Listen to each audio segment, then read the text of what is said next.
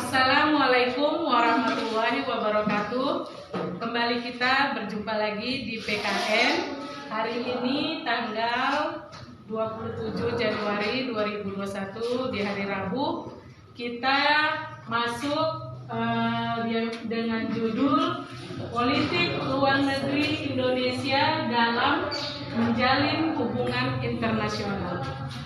Pada minggu yang lalu, di YouTube sudah Ibu kirimkan penjelasan tentang apa itu pengertian politik luar negeri dan dinamika peran Indonesia di dalam perdamaian dunia. Maka pada hari ini kita lanjutkan materinya tentang masih seputar politik luar negeri Indonesia. Bagaimana politik kita dalam menjalin hubungan internasional dengan negara-negara lain. Setiap negara, perhatikan, setiap negara masing-masing memiliki kebijakan politiknya. Ya, sebut saja Indonesia ada kebijakan politik luar negeri. Malaysia, India, Singapura, Amerika, setiap negara masing-masing mempunyai kebijakan politik luar negerinya. Nah, kebijakan politik luar negeri, kebijakan politik negara-negara itu disebut namanya politik luar negeri. Politik luar negeri. Ya, paham sampai sini? Politik luar negeri itu adalah kebijakan politik di tiap-tiap negara. Indonesia mempunyai juga kebijakan politik luar negerinya. Indonesia ada dua sikap. Benar ya? Indonesia ada dua sikap politik luar negerinya. Yang pertama bebas dan aktif.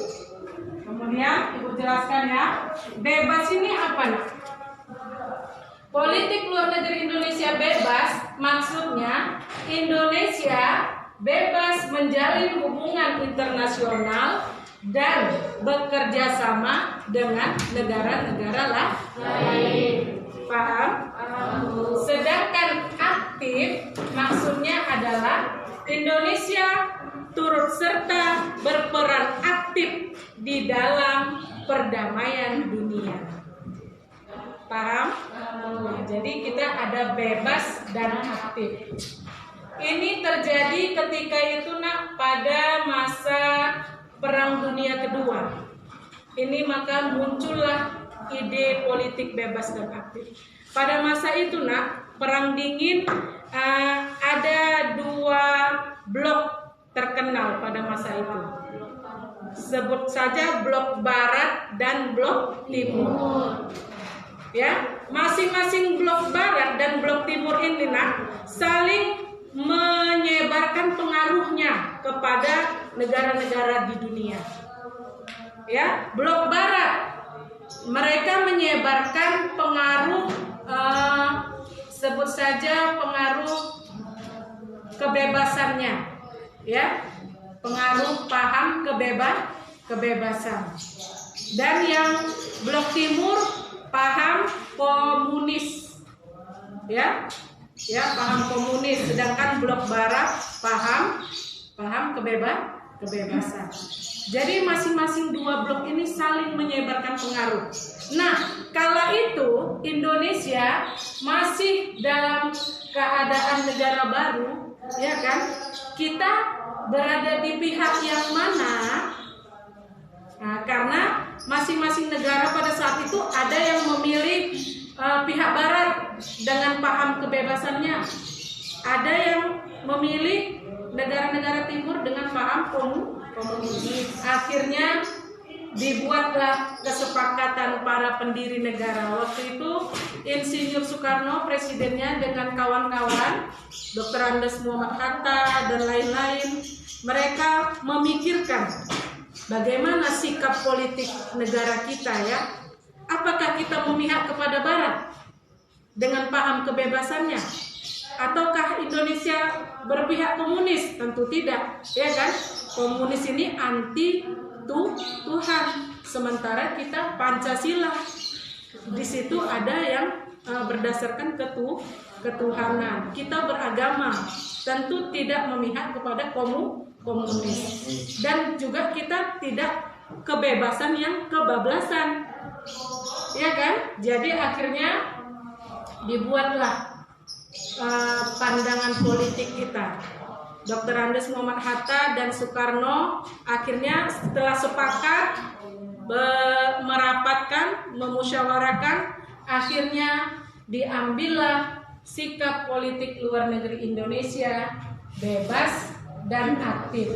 Kita tidak memihak, ya, bebas itu tidak memihak manapun, tidak blok barat, tidak blok timur. Artinya kita bebas menjalin kerjasama dengan semua negara, dan aktif di sini kita ikut terlibat di dalam perdamaian dunia. Paham? Iya. Kemudian politik luar negeri Indonesia, ada acuannya. Acuan kita kemana? Ya, kita mengacu kepada pembukaan UUD 1945 alinea ke-4. Apa bunyinya? Ikut melaksanakan ketertiban dunia. Melaksanakan ketertiban dunia yang berdasarkan kemerdekaan, perdamaian abadi, dan keadilan sosial. Maka itulah acuan politik luar negeri kita, bahwa kita ini ikut melaksanakan ketertiban dunia.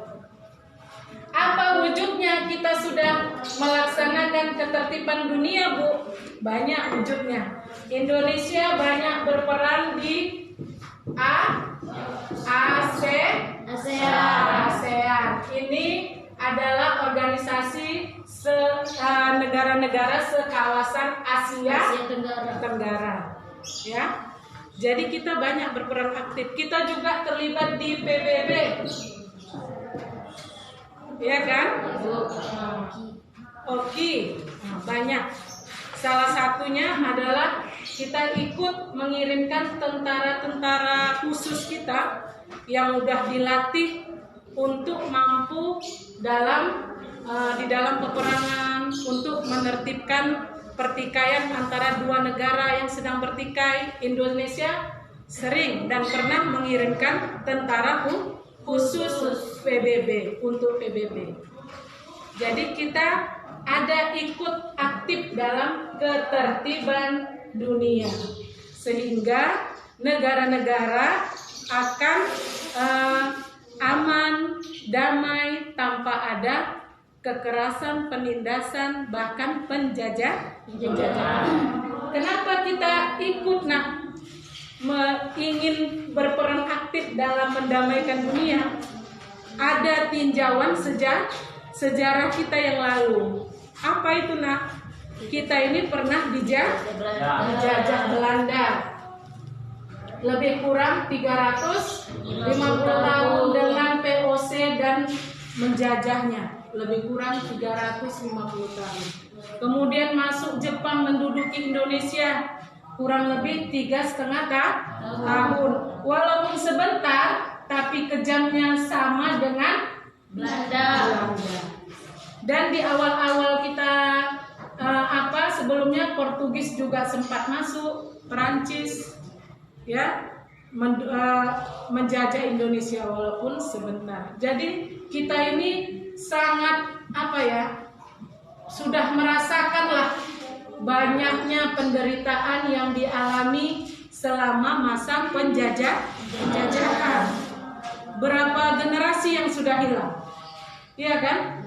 Berapa ribuan orang yang tewas akibat penjajahan. Oleh karena itu, maka kita mengambil sikap politik luar negeri Indonesia dengan tegas, yaitu bebas dan aktif, dan juga mengacu kepada alinea ke-4. Tujuan kita ingin lepas dari penjajahan dan ikut aktif dalam melaksanakan perdamaian dunia. Sampai sini mudah-mudahan anak-anak Ibu paham. Lebih kurangnya Ibu akhiri. Wabillahi taufik wal hidayah. Wassalamualaikum warahmatullahi wabarakatuh.